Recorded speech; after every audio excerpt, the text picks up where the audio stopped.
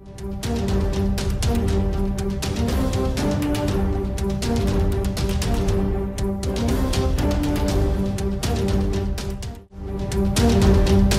రానున్న ఎన్నికల్లో కలిసి పోటీ చేసేందుకు బీజేపీ టీడీపీ నడుమ పొత్తు దాదాపు ఖరారైనట్లు తెలుస్తోంది. టీడీపీ అధినేత చంద్రబాబు గురువారం ఢిల్లీకి వెళ్లనున్నారు. అక్కడ బీజేపీ పెద్దలను కలిసి సీట్లు సర్దుబాటుపై చర్చించనున్నారు. ఇప్పటికే ఏపీ చీఫ్ పురంధరేశ్వరి అధ్యక్షతన పొత్తులపై బీజేపీ నేతలు సలహాలు, సూచనలు బీజేపీ హైకమాండ్ తీసుకున్న విషయం తెలిసిందే. అయితే ఇటీవల చంద్రబాబు, పవన్ కళ్యాణ్ మధ్య భేటీ ముగిసింది. వీరిద్దరి మధ్య ముఖ్యంగా 3 అంశాలపై గంటన్నర పాటు చర్చలు జరిగాయి. ఎన్డీఏలో చేరిక, బీజేపీతో సీట్ల సర్దుబాటు, ఢిల్లీ పర్యటనపై చర్చ జరిగినట్టు తెలుస్తోంది. రాష్ట్రంలో జనసేనకి ఇచ్చిన సీట్లు, 2 పార్టీల మధ్య సమన్వయం వంటి అంశాలపై కూడా చర్చలు జరిగాయని సమాచారం. బీజేపీతో సీట్ల సర్దుబాటుపై చర్చించిన తర్వాత మొత్తం సీట్లను ఒకేసారి ప్రకటిస్తారని తెలుస్తోంది.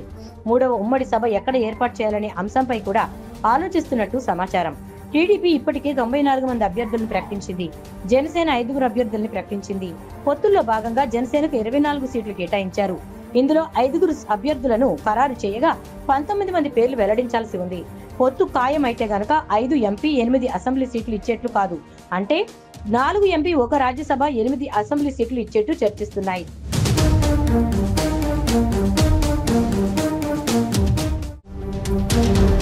ఏపీలో రానున్న ఎన్నికల్లో కలిసి పోటీ చేసేందుకు బీజేపీ టీడీపీ నడుమ పొత్తు దాదాపు ఖరారైనట్లు తెలుస్తోంది. టీడీపీ అధినేత చంద్రబాబు గురువారం ఢిల్లీకి వెళ్లనున్నారు. అక్కడ బీజేపీ పెద్దలను కలిసి సీట్లు సర్దుబాటుపై చర్చించనున్నారు. ఇప్పటికే ఏపీ చీఫ్ పురంధరేశ్వరి అధ్యక్షతన పొత్తులపై బీజేపీ నేతలు సలహాలు, సూచనలు బీజేపీ హైకమాండ్ తీసుకున్న విషయం తెలిసిందే. అయితే ఇటీవల చంద్రబాబు, పవన్ కళ్యాణ్ మధ్య భేటీ ముగిసింది. వీరిద్దరి మధ్య ముఖ్యంగా 3 అంశాలపై గంటన్నర పాటు చర్చలు జరిగాయి. ఎన్డీఏలో చేరిక, బీజేపీతో సీట్ల సర్దుబాటు, ఢిల్లీ పర్యటనపై చర్చ జరిగినట్టు తెలుస్తోంది. రాష్ట్రంలో జనసేనకి ఇచ్చిన సీట్లు, 2 పార్టీల మధ్య సమన్వయం వంటి అంశాలపై కూడా చర్చలు జరిగాయని సమాచారం. బీజేపీతో సీట్ల సర్దుబాటుపై చర్చించిన తర్వాత మొత్తం సీట్లను ఒకేసారి ప్రకటిస్తారని తెలుస్తోంది. 3వ ఉమ్మడి సభ ఎక్కడ ఏర్పాటు చేయాలనే అంశంపై కూడా ఆలోచిస్తున్నట్టు సమాచారం. టీడీపీ ఇప్పటికే 94 మంది అభ్యర్థులను ప్రకటించింది. జనసేన 5 అభ్యర్థుల్ని ప్రకటించింది. పొత్తుల్లో భాగంగా జనసేనకు 24 సీట్లు కేటాయించారు. ఇందులో 5 అభ్యర్థులను ఖరారు చేయగా 19 మంది పేర్లు వెల్లడించాల్సి ఉంది.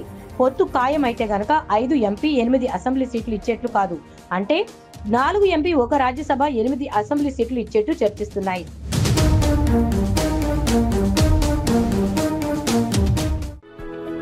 For more interesting updates, do like, share and subscribe to Volga News.